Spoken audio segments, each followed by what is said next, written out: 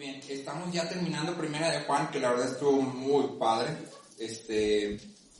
Son 5 capítulos nomás y yo siento que ya tenemos un ratito en esto, pero la verdad ha estado súper chido. Entonces, lo podemos volver a empezar, la verdad es que sí, no me aburriría. Y ya estamos en la última sección, entonces hay 2 pasajes aquí que a mí me llamaron mucho la atención y que son los que me quiero enfocar. Y nada más hacer como una recapitulación. Vamos a leer y vamos a ir viendo algunas notas importantes. En este pasaje del 13 al 21, noten que Juan dice, sabemos que. 6 veces utiliza esta expresión, sabemos que. Y entonces, nota lo que se supone que los creyentes sabemos, ¿sí? Dice el versículo 13. Estas cosas os he escrito a vosotros que creéis en el nombre del Hijo de Dios, para que sepáis que tenéis vida eterna, para que sepáis que y para que creáis en el nombre del Hijo de Dios. Entonces, esta primera declaración está algo extraña, porque fíjate cómo empieza. Dice, estas cosas os he escrito a vosotros que creéis en el nombre, y lo dice, para que creáis en el nombre. O sea, te escribo a ti que ya crees, para que creas. Entonces, ¿qué está haciendo Juan? Reafirmando la fe. ¿Sí? Ok, tú ya crees en Cristo, tú sabes que Cristo es el Hijo de Dios, y yo lo que estoy haciendo es escribir todo esto para reafirmar tu fe, para quitar de en medio de la iglesia todas estas doctrinas y filosofías mundanas que se habían metido, ¿sí? Versículo 14, dice, y esta es la confianza que tenemos en Él, que si pedimos alguna cosa conforme a su voluntad, Él nos oye. Y entonces, aquí hay algo muy interesante. Si te has fijado en Juan ha mencionado la palabra confianza varias veces. ¿Alguien se acuerda qué confianza nos da Cristo? ¿O en qué nos da confianza el creer en Cristo? En la vida eterna. En su obra, en su gracia. Vámonos a 1 Juan 2.28. Me voy a regresar un poquito. 2.28. El que lo tenga que me lo lea, por favor. Y ahora, hijitos, permaneced en Él para que cuando se manifieste tengamos confianza, para que en su venida no nos alejemos de Él avergonzados. Entonces, lo primero que nos provee Cristo de confianza es que cuando Él venga, yo voy a estar confiado, ¿sí? No me voy a sentir avergonzado porque estoy en Él, ¿sí? Segundo, vámonos ahí mismo, estoy en 1 Juan 4.17. En esto ha perfeccionado el amor en nosotros para que tengamos confianza en el día del juicio, pues como Él es, así somos nosotros en este mundo.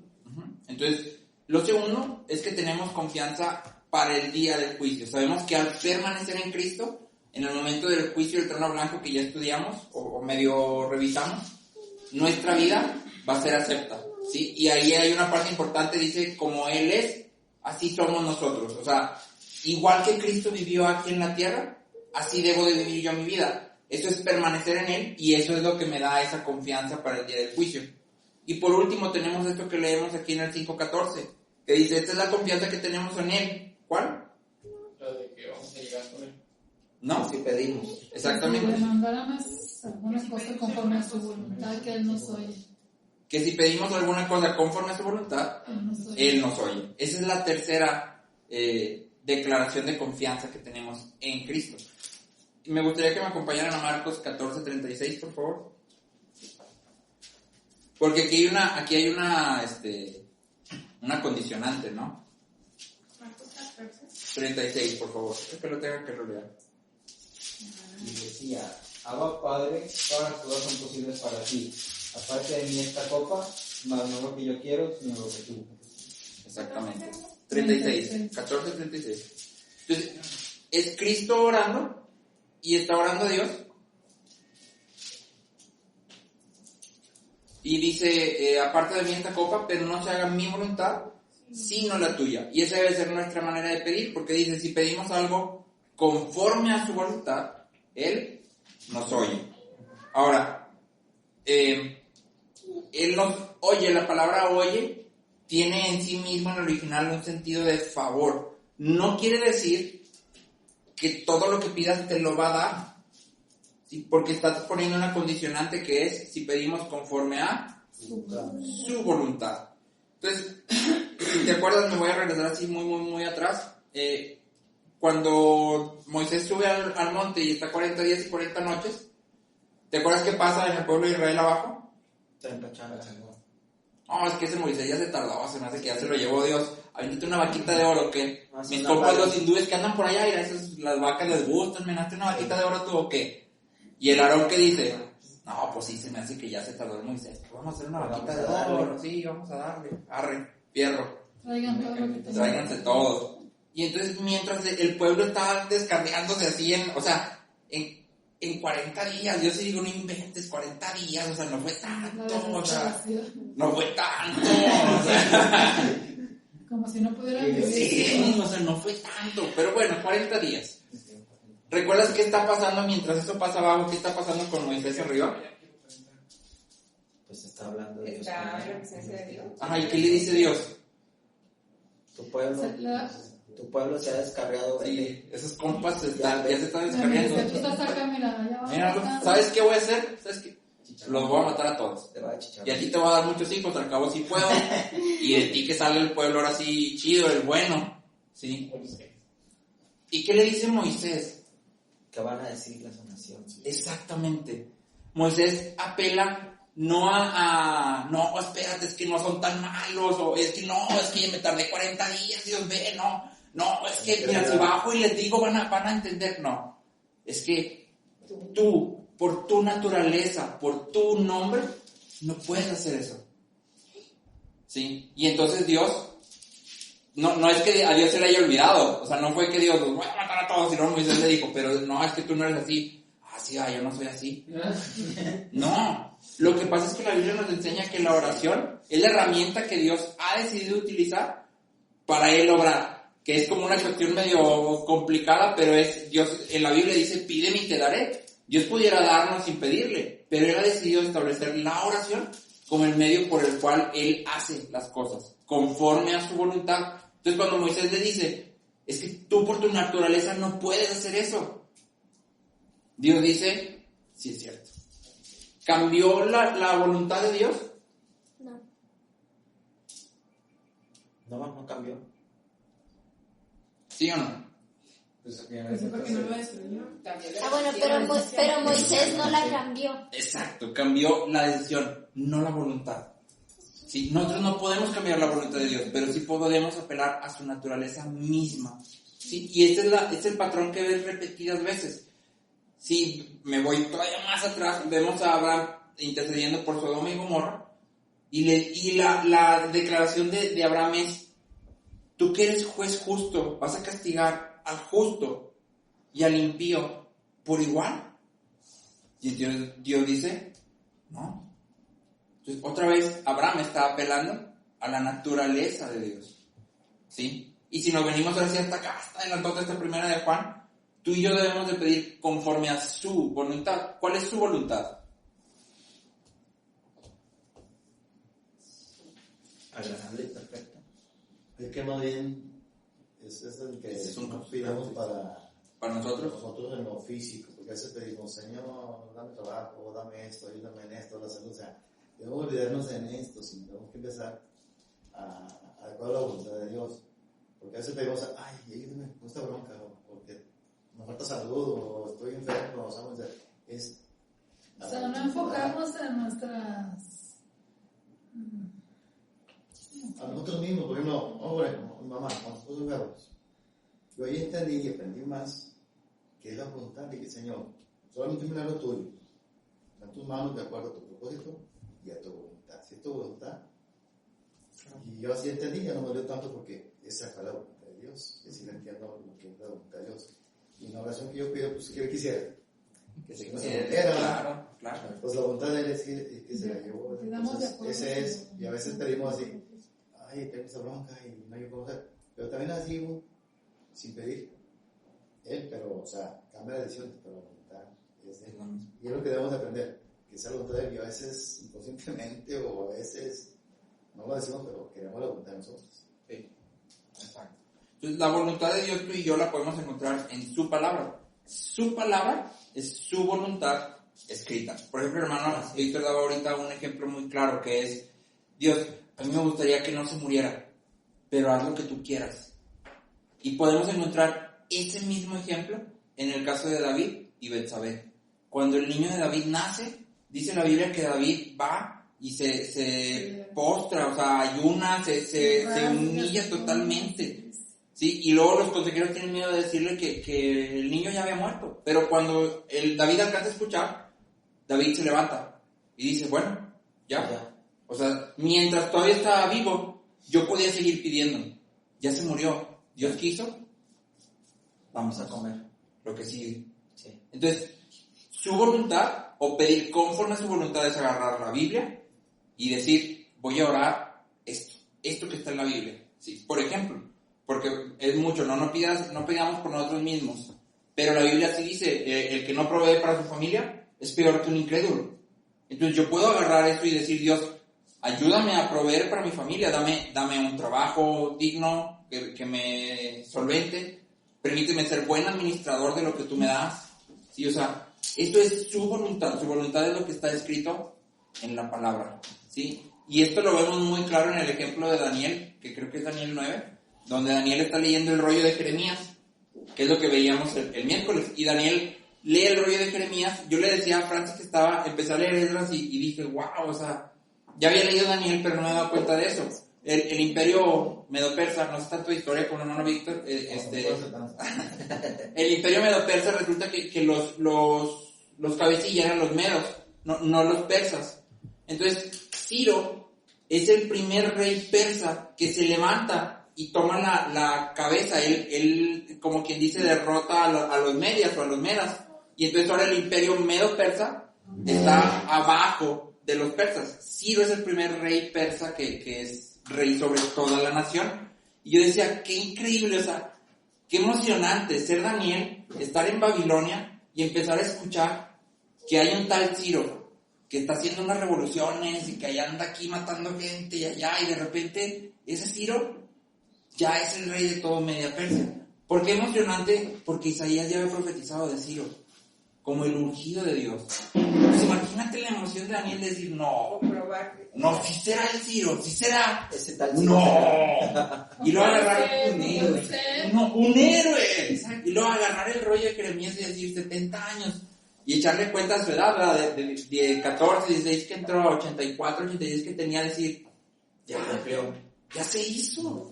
O sea, ya se hizo y es, o sea, yo decía, no, si hubiera sido yo, no sé qué hubiera hecho. Yo creo que hubiera llorado, brincado, saltado, o sea. Y yo creo que Dios me permitió experimentar eso como un preámbulo a la venida de Cristo. Exacto. Él no lo vivió, pero también lo profetizó y lo conocía por los profetas que ya habían sido antes que él. Entonces, sí, o sea, yo creo que esta cuestión de ver la manifestación de la profecía cumplida, a él lo transportó, ¿no? Imagínate. Al más grande hecho que es Cristo encarnado. Y creo que debería ser nuestra emoción, ¿no?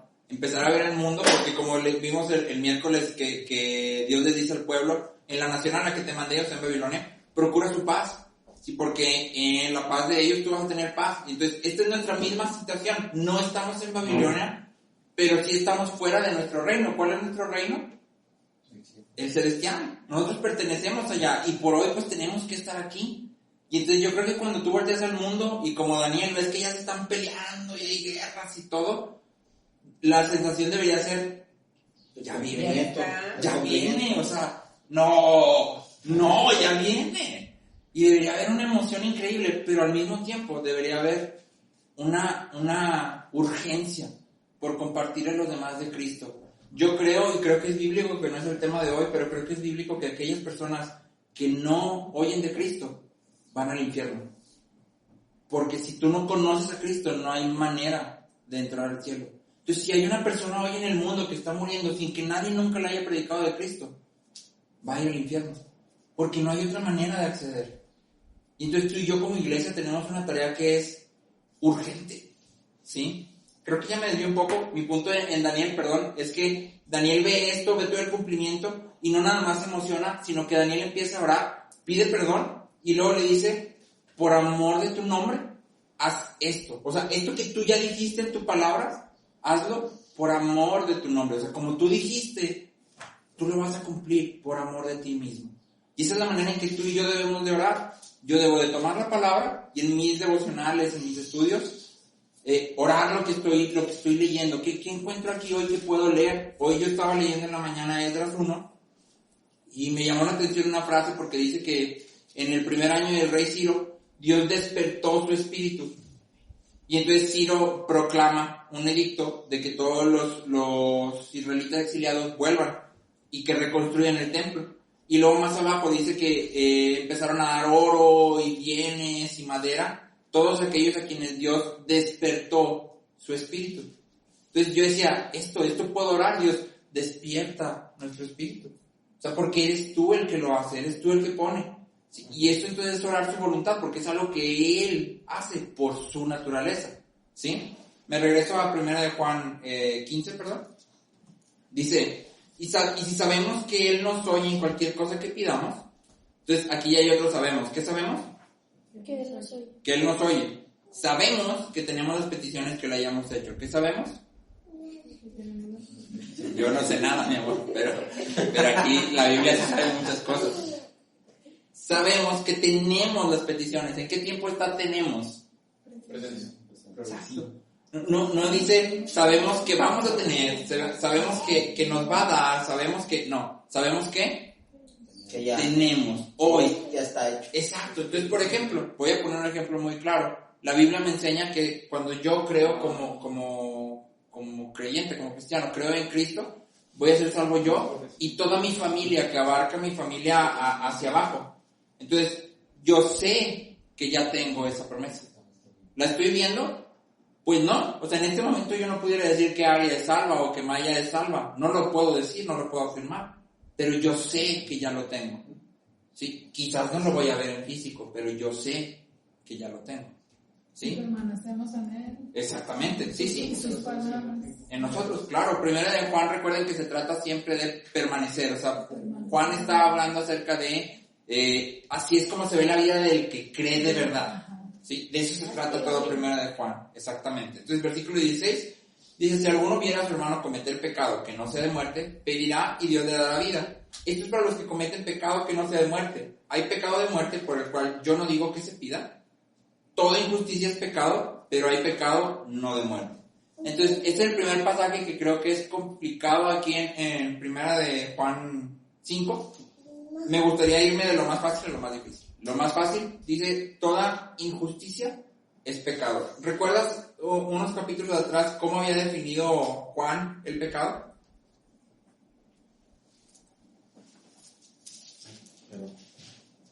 Pues no, como injusticia o como... Pues todas las cosas que no agradan a Dios es pecado. Sí, vámonos a 1 de Juan 3:4. 3:4 dice, todo aquel que comete pecado infringe también la ley. Pues el pecado es infracción de la ley. Exacto. Juan había definido en el capítulo 3 el pecado como infracción de la ley, porque recordemos que los gnósticos decían, no, es que a lo mejor estás pecando, pero si no viene la ley, no es pecado. ¿Sí? Y entonces Juan lo que dice es, toda infracción de la ley es pecado, porque el pecado es infracción de la ley, pero luego aquí lo lleva a un nivel más arriba, porque ahora ya no nada más es pecado es igual a infracción de la ley, sino que pecado es igual a, aquí en el 5:17, injusticia. Sí, injusticia. ¿Y te acuerdas que cuando empezamos a ver lo de la naturaleza de los creyentes dijimos que aquel que es nacido de Dios hace justicia porque Dios es justo? Entonces, esto es lo que usted decía. Todo aquello que no le agrada a Dios es injusticia. Y por lo tanto, todo aquello que no le agrada a Dios es pecado. No nada más lo que se enumera en la ley, no nada más lo que moralmente podamos considerar bueno o malo, sino todo lo que salga de este parámetro que Dios ha puesto es pecado y es injusticia. Y es lo que decíamos, todos los que agradamos a Dios, o sea, si nos enfocáramos en Él, agradarle a Él siempre, no cometeríamos pecado. Porque dice, cualquiera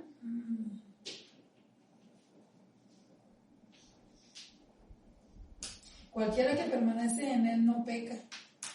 Cualquiera que peca no le ha visto ni le ha conocido. Sí, ahí no se trata de no pecar, lo que pasa es que ese verbo, cualquiera que permanece en él no peca, está en tiempo simple, que es progresivo, que es no continúa pecando.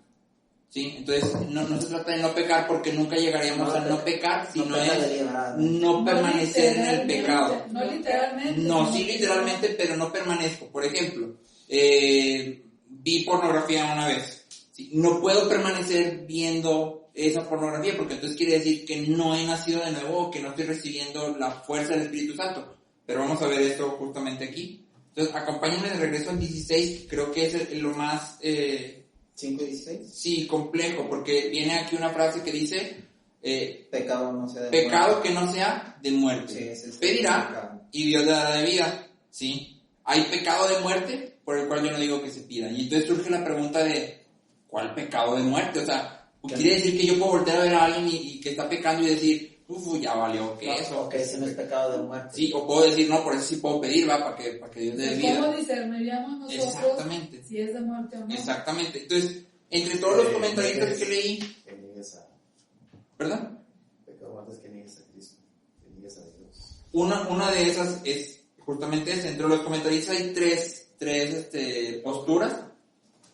Y la primera es que Juan se está refiriendo específicamente a la falsa enseñanza de los maestros aquí. Por el contexto de la carta, algunos comentaristas creen que este pecado de muerte es enseñar un Cristo falso, ¿sí? Por el contexto de la carta, ¿sí? Y que por lo tanto, como usted dice, estaban negando al Cristo verdadero, enseñando otro diferente.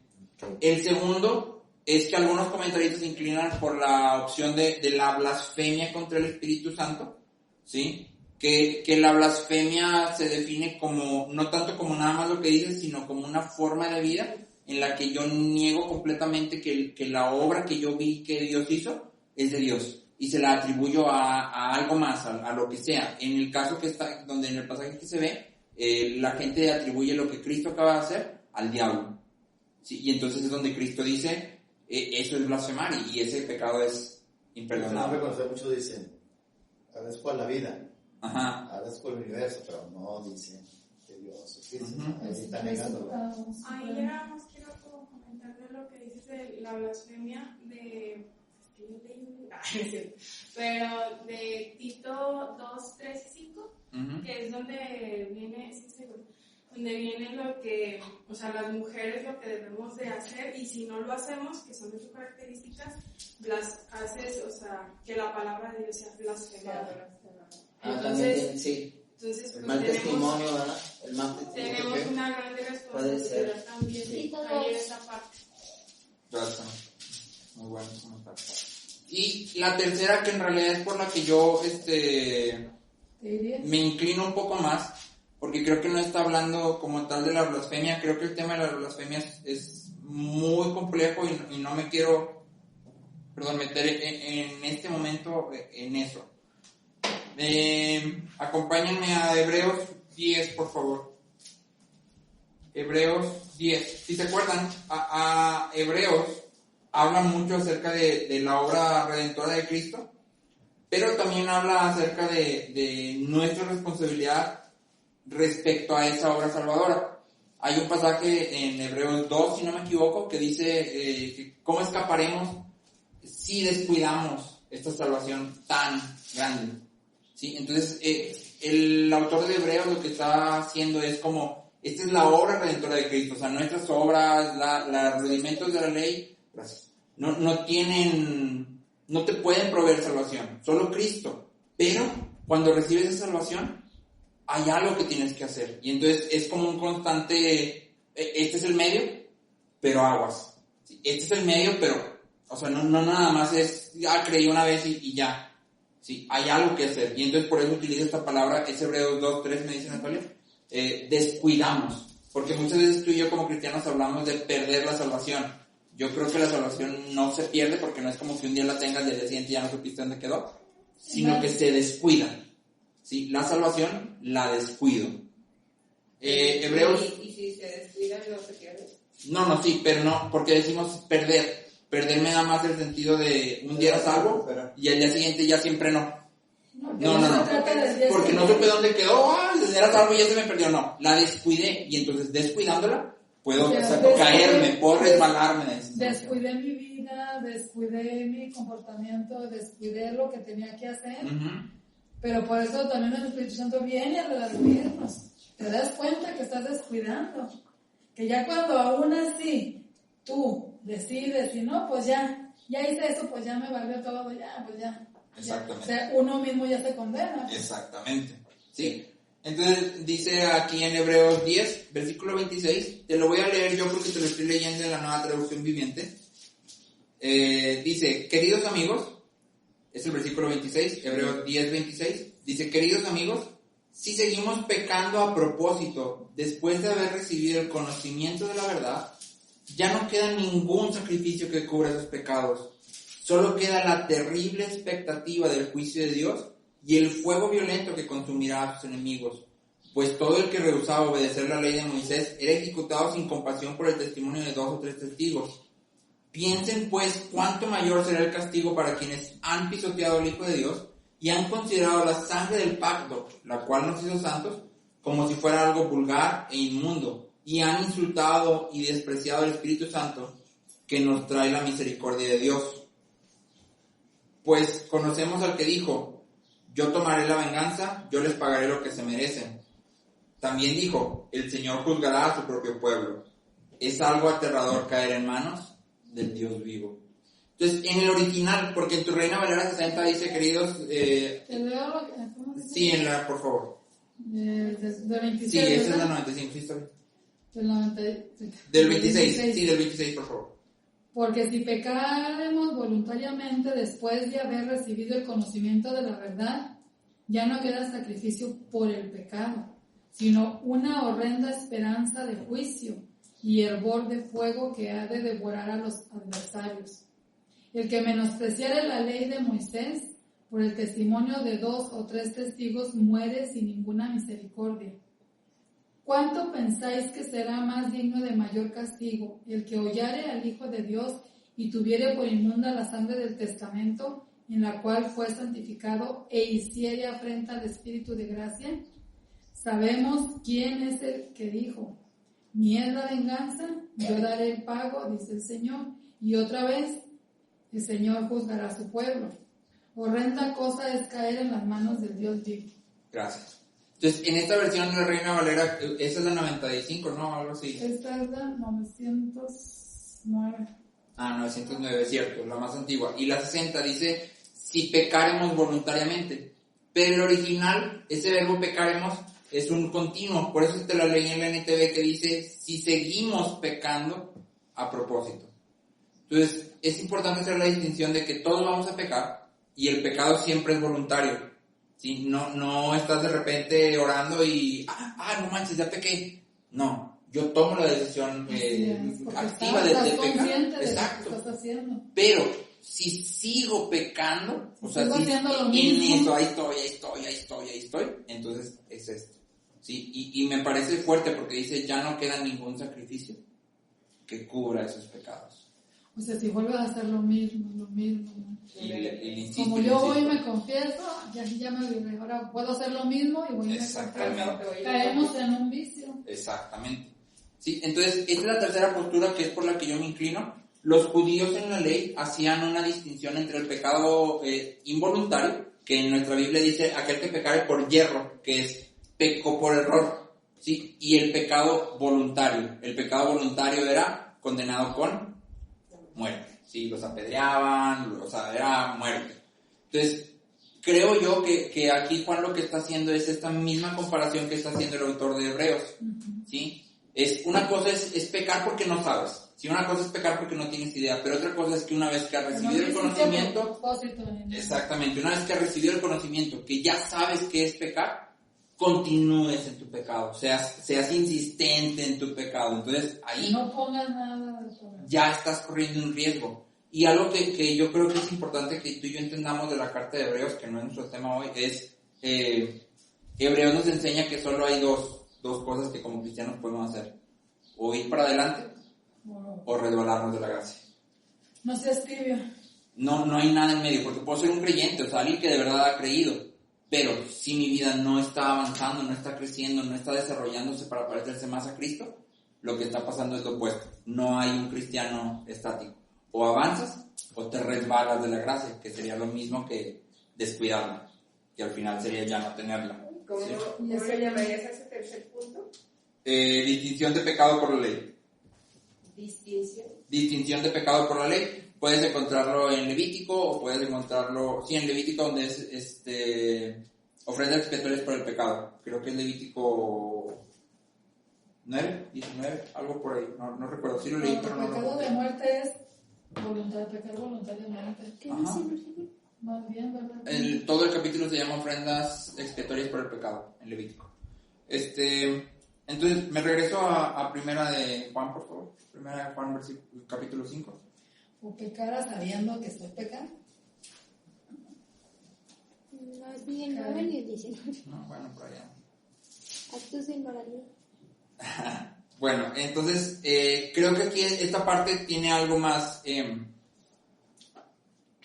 más este versículo dentro de él. Primero, dice, sigo en el 16, si alguno viera a su hermano cometer pecado que no sea de muerte, pedirá. Si te fijas, Juan no está dando una instrucción, está como relatándote algo. O sea, tú ves a alguien que está cometiendo un pecado y la reacción natural es pedir por él. Esa es tu reacción natural, o sea, no es una instrucción. Como creyentes, esa debería ser nuestra reacción normal, o sea, eso debería ser lo que pasa. ¿Sí? Exacto. Condenarlo. Exacto. O sea, es triste porque muchas veces lo que vemos, algún creyente se equivoca o algo y en vez de que digas, no, vamos a orar por él, que Dios le... No. Oh, ya viste, y eso que tiene no sé cuántos años de ser cristiano, y Exacto, esto a mí se me ha hecho algo muy grueso dentro del pueblo de Dios, pero precisamente es lo que primera de Juan dice, ¿sí? Si alguno no ama a su hermano, ¿qué ve? No ama a Dios. Eso es lo que llamo religiosidad, ¿no? Exacto. Que vayas a ir, sino religiosidad es que, yo sí, porque me ha tocado tener muchos hermanos diferentes que, en lugar de ayudarlo, lo condena, orar por él, lo condena, le apretas más el brazo, sí, le apretas más el pescuezo. Pero acá estoy, ya hay una mano, ya con eso ya está justificando. Sí. Eso es cuando uno condena al otro, ¿eh? Y cuando uno mismo sabe que está pecando y que le valió, ya uno mismo se condena. Exacto. No es que otro lo esté condenando. Entonces, en Juan hemos visto que tú y yo debemos de poner nuestras vidas por nuestros hermanos. Y entendimos o estudiamos cuando vimos ese pasaje que poner nuestras vidas por nuestros hermanos no quiere decir que hasta que me muera, sino que todos los días de mi vida voy a morir por mis hermanos. O sea, voy a hacer a un lado mis derechos, voy a renunciar a mis privilegios, voy a sacrificar mis finanzas, mi tiempo, exactamente, por el bien de mis hermanos. Necesitado, tenemos que darle nuestro tiempo. ¿Sí? Nuestro... Y esta es una característica del creyente verdadero. Me gustaría que nos fuéramos a Esdras 9. Como estoy leyendo Esdras, todo se conectó con Esdras, lo siento mucho. Esdras 9. Que Esdras ya sabemos que es después de Jeremías, están reconstruyendo el templo.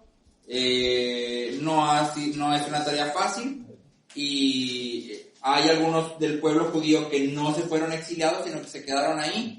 Y pues ha habido un despapalle. Entonces, Esdras 9, versículo 1 dice, es Esdras hablando, acabadas estas cosas, los príncipes vinieron a mí diciendo, el pueblo de Israel y los sacerdotes y levitas no se han separado de los pueblos de las tierras, de los cananeos, eteos, fereceos, jebuseos, amonitas, moabitas, egipcios y amorreos, y hacen conforme a sus abominaciones. Porque han tomado de las hijas de ellos para sí y para sus hijos, y el linaje santo ha sido mezclado con los pueblos de las tierras, y la mano de los príncipes y de los gobernadores ha sido la primera en cometer este pecado. Cuando oí esto, rasgué mi vestido y mi manto, y arranqué pelo de mi cabeza y de mi barba, y me senté angustiado en extremo. Y se me juntaron todos los que temían las palabras del Dios de Israel a causa de la prevaricación de los del cautiverio. Mas yo estuve muy angustiado hasta la hora del sacrificio de la tarde.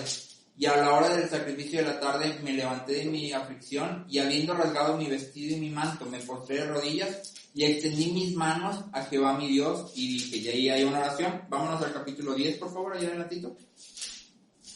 Y orando Dice, mientras oraba Esdras y hacía confesión. Entonces, en el 9 lo que vimos es que vienen y dicen a Esdras, oye, es que, pues que todos están casados con mujeres de los pueblos de allá y pues están imitándolos y todo. Y luego ves toda la oración de Esdras, empieza el 10 y dice, mientras oraba Esdras y hacía confesión. ¿Qué ha estado haciendo Esdras desde el capítulo 9:1 hasta el 10:1? Orando nada más. Él no ha hecho otra cosa más que orar. Y fíjense bien.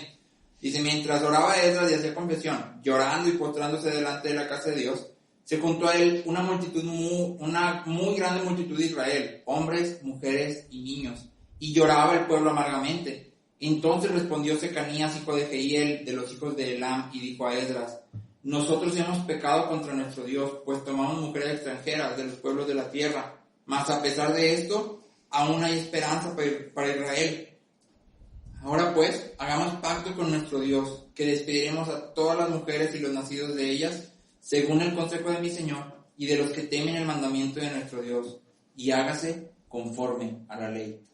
Entonces, creo que este debe ser el reflejo de lo que tú y yo deberíamos de hacer. Cuando volteamos alrededor y vemos a la iglesia, y vemos que hay mucha gente enseñando un Cristo que no es el Cristo verdadero, mucha gente cristiana, o que se dice cristiana, no viviendo como cristianos, nuestra reacción debería ser la misma de Esdras. Y fíjate que Esdras no dijo, ahorita llego a la casa, y oro una media hora, y luego ya me voy a... O sea, Esdras dice que se rasgó sus vestidos, se arrancó cabello de la barba, se arrancó cabello que de la barba yo creo que debe doler un chorro, nunca me arrancó un cabello de la barba, pero creo que debe doler muchísimo, se arrancó cabello de la cabeza, y empezó a llorar y a interceder. Sí, no te digo que te arranques cabello, pero sí que el dolor de nuestro corazón debe ser de ese grado. Y lo increíble que platicaba con Francis es, el pueblo vino y dijo, que esto es lo que vemos en el 10, ¿sí? Nosotros hemos pecado contra nuestro Dios. Reconoció. Exacto. Esdras no tuvo que decir, ¿están todos pecando? O sea, ¿no se dan cuenta? No, Esdras tuvo que caer mal. Esdras fue y oró y dijo, Dios, nos hemos equivocado, o sea, me duele esto. Y Dios hizo todo lo demás. Y entonces, cuando hablamos acerca de nuestros hermanos, de dar nuestra vida por nuestros hermanos, hablamos de esto. Ahora, ¿qué tiene que ver esto con 1 Juan 5:16? Bueno, que es muy fácil que tú y yo, cuando hablamos de pecado que sea de muerte, pensemos en cosas como robar, inmoralidad sexual, las más obvias, sí, lo humanamente pensando. Exacto. Pero en el momento que tú y yo no amamos a nuestros hermanos de una manera constante y con este dolor en nuestro corazón, ¿qué estamos haciendo?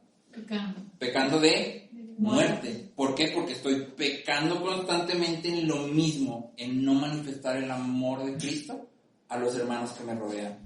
Y reincidir en mis propios pecados. Y por eso dicen, no veas la paja de tu ojo. No, la viga en tu ojo. No ves la paja en el ojo de tu hermano, pero no ves la bigota que tienes ahí, que ni puedes parpadear. Exactamente, ¿sí? Entonces, creo que este es el primer punto así como muy complicado. Espero que haya quedado más o menos claro. Me brinco ahora sí al versículo 18. Dice, sabemos que todo aquel que ha nacido de Dios no practica el pecado, que otra vez refuerza lo que hemos estado viendo, pues aquel que fue engendrado por Dios le guarda y el maligno no le toca. ¿Sí? Es Dios mismo quien nos guarda del maligno. Y luego dice, sabemos que somos de Dios y el mundo entero está bajo el maligno. Y entonces este versículo parece muy sencillo, pero en realidad lo que está haciendo Juan es contrastar. Somos de Dios y el mundo está bajo el maligno. ¿A qué te pareces? Si yo examino mi vida y la comparo con la mentalidad del mundo, ¿qué tanto me parezco? Porque aquí no hay puntos medios. O sea, eres de Dios y el mundo está bajo el maligno. Si tu mentalidad o nuestra mentalidad se parece a la mentalidad del mundo, aguas. No podemos parecernos. O sea, no tenemos un punto de acuerdo, ¿no? La oscuridad con la luz, el agua con el exacto. Entonces, yo debo de tener cuidado y de autoexaminarme, decir, a ver, ¿cómo pienso respecto a esto? Y si pienso así, ¿dónde está en la Biblia? Y si no está en la Biblia, cambiar mi manera de pensar. No puedo parecerme al mundo porque es un indicador de que algo anda mal, ¿sí? Versículo 20. Dice, pero sabemos que el Hijo de Dios ha venido y nos ha dado entendimiento para conocer al que es verdadero. Y estamos en el verdadero, en su Hijo Jesucristo. Este es el verdadero Dios y la vida eterna. Entonces, Juan, si te fijas, regresa al punto con el que empezó, es decir, Cristo Jesús, el Jesús histórico, el que yo vi en carne, con el que yo anduve, ese es el Hijo de Dios, Él es el Dios verdadero y Él es la vida eterna. Hay una cosa interesante, me regreso conectando aquí, la vida eterna. ¿Te acuerdas que leímos hace tiempo qué era la vida? ¿Sí? Sí, Maya, esa era mi... ¿Sí? ¿Te acuerdas que leímos un pasaje en Juan que decía, y esta es la vida eterna? Exactamente, que te conozcan a ti. Eso está en Juan 17:3. Y esta es la vida eterna, que te conozcan. ¿Sí? Entonces, si te fijas conecto esta parte, es el verdadero Dios y la vida eterna. Y luego en el versículo 16 dice que pedirás y Dios le dará vida. Primera de Juan nos enseña que conocer a Dios significa tener una comunión con Él y tener una comunión con el cuerpo de Cristo. No puedo tener comunión con Cristo sin tener comunión con su cuerpo.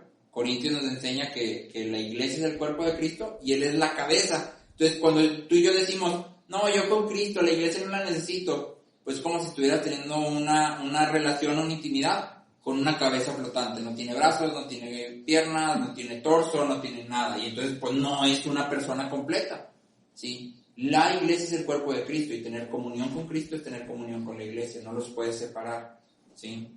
Entonces, termino con este versículo que me pareció súper, pues igual que todo el libro, está muy bueno. Dice el versículo 21, hijitos, guardaos de los ídolos. Amén. Así como que... Pero si te fijas, hay algo muy raro. ¿Cuántas veces se mencionó la palabra ídolos en este libro? Ninguna vez. Ni una sola. Entonces, como que... Al final, vamos.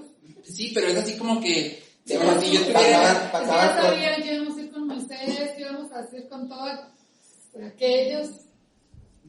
Antes de comentar, perdóname, es importante entender una cosa. ¿Qué? Los anticristos, ¿se acuerdan que estudiamos? ¿Qué significa anti? En contra de y en lugar de. Cualquier cosa que toma el lugar de Cristo es un Toma tu tiempo, no tienes tiempo para esto, pero sí tienes tiempo para esto. Pero aquí hay algo más importante que eso, porque es cualquier enseñanza que se parezca al Evangelio, pero no sea el Evangelio, se convierte entonces en un ídolo. Y eso es lo que estás adorando. Y si estás adorando un ídolo, ¿qué va a pasar? Te vas a perder. Entonces es de suma importancia, y creo que por eso Juan termina con esto, hijitos, guardaos de los ídolos. Amén. O sea, al cuello, a la yugular directo. ¿Por qué? Porque si tú y yo estamos siguiendo un evangelio que no es el evangelio de Cristo que está en la Biblia, o si no estamos viviendo tal como Juan ha especificado que es la vida de los creyentes, estamos entonces adorando un ídolo y estamos entonces perdidos. ¿Sí? Adelante. Sí, es que, bueno, los ídolos a veces queremos verlo, por ejemplo, voy a comparar este ejemplo con este mensaje. Ya dejé de fumar, ya dejé de utilizar, ya dejé de echar, ya dejé de estudiar. No, ya se convirtió ya. Pero durante un tiempo, a veces ya dejaste eso, pero hay otras cosas que actúan en la casa. Es más, herido simplemente. A veces querer más al hijo o a la esposa y ponemos ese así y estamos idolatrando más en ese sentido. Eso a veces. Lo idolatras, ¿verdad? En la tele, cuando yo antes, el fútbol. El Santos a las 4 y uno me perdí aquí. Estaba ahí hasta las 12 con el solazo y haciendo fila, pero él tiene que estar ahí. Porque esas son cosas principales, jugar, hacer otras cosas, ¿verdad? Pero vas dejando cosas, pero hay otras cosas, por ejemplo, ahorita está el internet, está el celular, está el Facebook, está muchas cosas que a veces queriendo, así pasó. Me levanté una vez y ya tiene tiempo, lo voy a orar. ¿Qué significa? Me pongo esas cosas, pero estaban en las muertes y que hay, salió una noticia de que San Pedro no sé qué. Y luego de ahí te iba todo, de puras matanzas de que qué interesa tanto, pero ya cuando viene el tiempo, me levanté a 6 de la mañana ahora. Cuando me dieron las 8 de la mañana, 2 horas ahí y sin darme cuenta, y a veces uno dice, y es tanto así, no es cierto, se acabó de ponerme, o sea, sin querer queriendo, ya estamos por ahí, o sea, por ahí lo estamos, o sea, pero está bien, pero estamos dejando a veces, cuando hemos pasado, yo a veces simplemente tomo el pensamiento y casa soy una tela ahí en la cocina y mientras ahí, ya cuando empiezo ellas, también 2-3 horas ahí ya se pasó, dejas de hacer las cosas sin queriendo, de lo que tienes pensado hacer, y no te olvidas, o ya vas a hablar, gracias, mi postería, ¿verdad? Rápido. ¿Sí me entiendes? O sea, sí estamos así, y así hay gente que a veces pasa, ponemos, obviamente, las cosas a veces que Dios, y primero es Dios, a veces lo demás. Exacto. Y hay una cosa en la misma familia, a veces queremos más al hijo, a la hija, o a la esposa, o a ese, y es donde a veces está el Exactamente. Nada más que queriendo, sí quiero ser muy tajante en esta parte porque sí tienen toda la razón, pero creo que son ídolos más fáciles de identificar hasta cierto punto. Los ocultos son los que... El problema es cuando hacemos o creemos que somos cristianos siguiendo algo que se parece al evangelio. O sea, yo considero, porque conozco, oro, leo la Biblia, voy a la iglesia, hago todo eso, pero no amo a mis hermanos y no lo considero importante. Entonces, ese evangelio que estoy siguiendo es un ídolo, no es el Dios verdadero, es un ídolo y por lo tanto estoy perdido. Exactamente, y creo que es la parte que decía mi mamá ahorita, que decía, es que en el momento de que la enseñanza no está completa y no está profunda, es muy triste, porque como iglesia cristiana estamos ofreciéndole a la gente de afuera un ídolo, no el Cristo verdadero, porque las iglesias cristianas están llenas ven cómo eres, la gracia de Dios es suficiente, Dios te promete abundancia, prosperidad, y ¿sabes qué? Son puros ídolos, pero más allá de juzgar a la gente, yo digo, qué triste debe de ser, o sea, que te mueras habiendo ido a una de esas iglesias toda tu vida y haber hecho todo lo que ellos te decían, llegar al punto del juicio y que Dios te diga, pues no te conozco. Cuando tú creíste que eras salvo, eras cristiano, porque eso te vendió la iglesia cristiana, o pseudo cristiano, como le quieran decir. Entonces creo que es algo que a ti y a mí nos debería de doler así hasta lo profundo de nuestro corazón. Saber perder el tiempo. Y saber que como iglesia cristiana no estamos haciendo el mismo llamado que Cristo hizo. O sea, ahorita cantamos una canción que yo le decía a Marcos, a mí me gustó mucho, pero está medio rara si la empiezas a leer, porque dice, me despedí de mis padres, mis carrozas abandoné, mis carrozas entregué, mi barca abandoné. Y entonces el que le escribió, porque está en portugués el original, habla acerca del pasaje donde Elías llama a Eliseo. Y entonces Eliseo lo que hace es que corre, les dice a sus papás, sobres, ahí nos vemos, y luego va y quema las yuntas. Sí. O sea, lo que está haciendo es decir, ya no tengo, o sea, aquí todo yo ya no vuelvo, o sea, esto ya se acabó. Y entonces sigue a Elías. Y cuando vemos a Cristo, la invitación de Cristo es justamente la misma, porque los apóstoles tienen que dejar todo, o sea, todo. Y esa debería ser nuestra invitación a la gente. Yo no te puedo invitar a otra cosa más que a esto, porque eso es seguir a Cristo, que abandones todo. Si te ofrezco algo más, te estoy ofreciendo un ídolo. Y entonces voy a tener una consecuencia muy grande, yo y tú.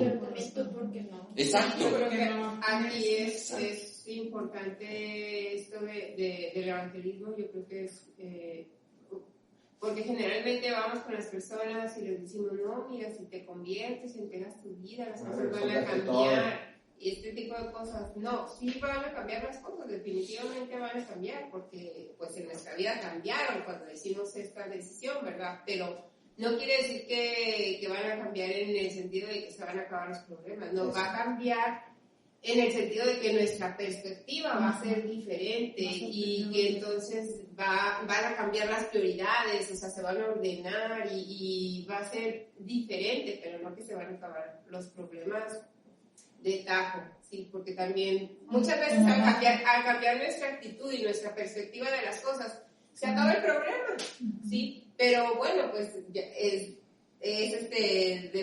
del problema y depende de cada persona. Por lo tanto, cuando evangelizamos no es todo te va a salir bien, ¿sí? Porque igual todo te puede salir mal, o sea, todo te puede salir mal, pero justamente para que esto pueda tomar la forma correcta en tu vida.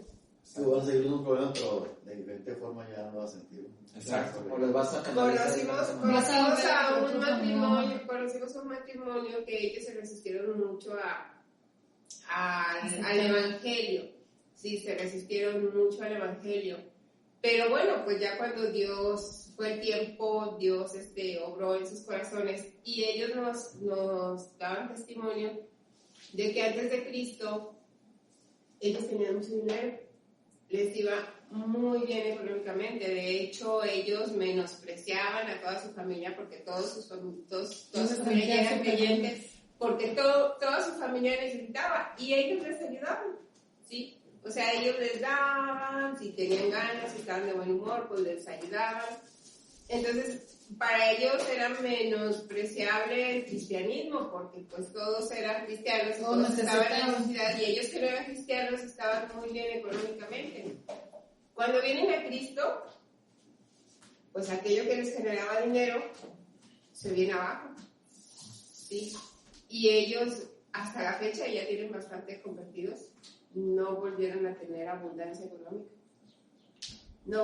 Sin embargo, su vida cambió totalmente, cambió radicalmente y bueno, y están agradecidos con Dios y aman a Dios y sirven a Dios. ¿Sí? Entonces, la perspectiva cambia. Exactamente, sí. Sí. Entonces, ya nada más para recapitular, ¿se acuerdan que le dije que 6 veces dice Juan que sabemos? Sí. Estas son las cosas que sabemos o que deberíamos de saber. Sabemos que tenemos vida eterna. Sabemos que Él nos oye. Sabemos que si pedimos conforme a su voluntad, tenemos en tiempo presente las peticiones que hagamos. Sabemos que el que es nacido de Dios no practica el pecado. Sabemos que somos de Dios y el mundo está bajo el maligno. Y sabemos que el Hijo de Dios ha venido y nos ha dado entendimiento para conocerlo. Sí, conocer, acuérdate que en este contexto no es nada más la relación que tú y yo podemos definir como conocer, sino que significa incluso tener intimidad, porque es la misma palabra que se usa para hablar de relaciones sexuales. ¿Sí? Y por último, recapitulando toda la carta de Primera de Juan, hablamos de que Primera de Juan nos enseña que debemos de examinar las vidas de los maestros para decidir si recibimos o no su enseñanza.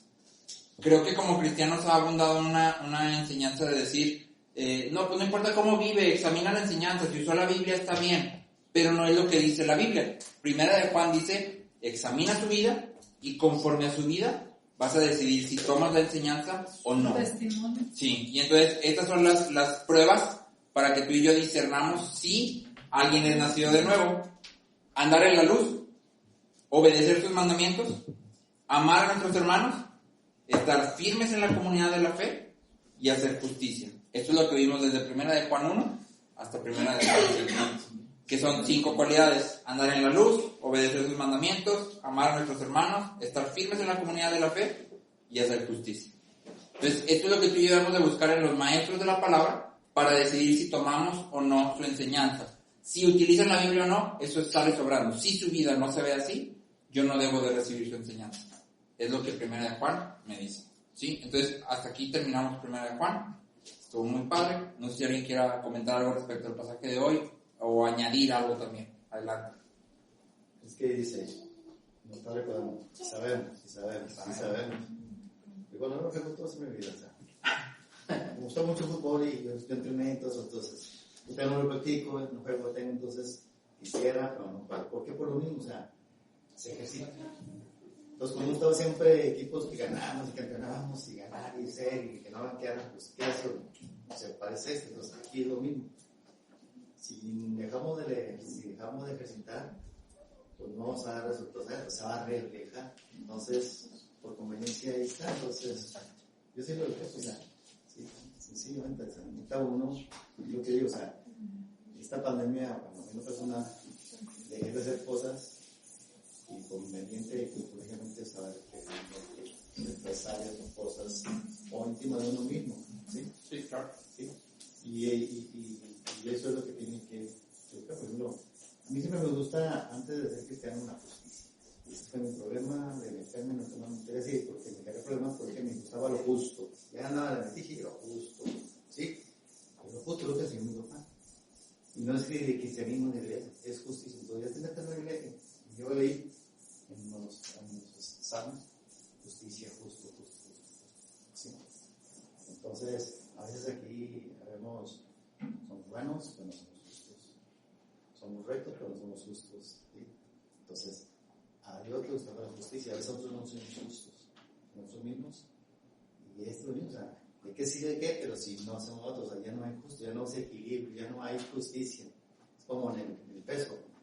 A veces no es justo que un kilo sea de nuestra ciudad, no es justo, están robando y así estamos. Y eso es lo que me queda a mí. Y ese es mi defecto, yo veo así, analizo, no sé, pero bueno, eso es muchas veces que qué onda, ¿no? ¿Por qué? Porque yo siempre ando con eso, y máxima que lo maneja Dios. Y ahí lo digo ahorita. Sí, justicia, que es justo. Y nosotros somos injustos porque no hacemos como que tenemos que hacer. Exactamente. Muy bien. ¿Alguien más quisiera añadir algo o preguntar algo? ¿No? Muy bien. Entonces vamos a terminar orando. Oramos por diezmos y